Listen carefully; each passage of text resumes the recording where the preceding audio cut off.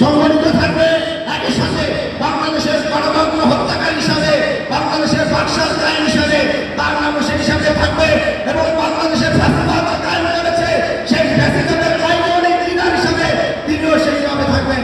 এই আওয়ামী লীগ গত 15 বছর ধরে শেখ মুজিবের যে অবদান 1971 সালে সেটিকে আমরা শ্রদ্ধা করি, কিন্তু 71 পরবর্তী স্বাধীন বাংলাদেশে এই বাংলাদেশের ভোটচুরির ইতিহাসে বিরোধী দলের জনগণের ইতিহাস 431,000 টাকা কর্মীর ইতিহাস এবং সর্বশেষ গণতন্ত্র হত্যা করে বাকশালে কায়েম করেছিল শেখ মুজিবুর রহমান।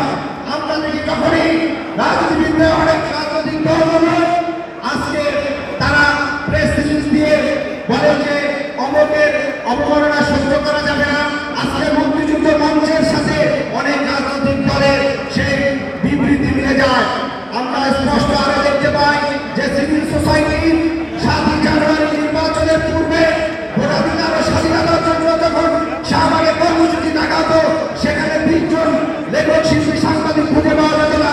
আর আজকে অভ্যুত্থানের পরে একজন ফ্যাসিবাদের পক্ষের হিসেবে মিডিয়া এসে তারা বর্বরতার হাজির হয় এবং তাদের মনে মুজিববাদের ট্রেন, তাদের প্রবেশে আওয়ামী লীগের ট্রেন এবং আওয়ামী লীগের প্রতি একজনের সিস্টেম উৎপাদন করার চেষ্টা করে।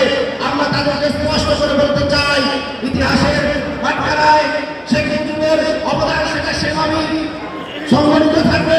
একই সাথে বাংলাদেশের গণতন্ত্র হত্যাকারী হিসাবে, বাংলাদেশের বাকশাল ক্রাইম হিসাবে তার নামও সেই সাথে থাকবে এবং বাংলাদেশের ফ্যাসিবাদ কায়েম করেছে সেই ফ্যাসিবাদের আইকনিক লিডার হিসাবে তিনিও সেইভাবে থাকবেন। ওয়ালটন আবারও মিলিনিয়ার অফারে ওয়ালটন ফ্রিজ কিনে আপনিও হয়ে যেতে পারেন মিলিয়নিয়ার। মিলিনিয়ার ছড়াছড়ি দেশ জুড়ে, এটা শুধু ওয়ালটনই পারে। আমরা বাংলাদেশের সকল রাজনৈতিক দলকে আমরা অতি দ্রুত স্বাধীনতা, সার্বভৌমত্ব, আধিপত্যবাদ বিরোধী ঐক্যে সবাইকে আহ্বান জানাই। একটি কথা বলতে চাই, বাংলাদেশের যখনই একটি ইন্টারিম সরকার থাকে কিংবা অন্তর্বর্তীকালীন সরকার থাকে তখন দিল্লি, ওয়াশিংটন, বেইজিং কিংবা পাশের রাষ্ট্রগুলা নানা ধরনের বাসনা জেগে থাকে। বাংলাদেশের গণতান্ত্রিক লড়াই এদেশের চাপামার জনতা তার সর্বোচ্চ শক্তি দিয়ে ফ্যাসিবাদের বিরুদ্ধে লড়াই করছে।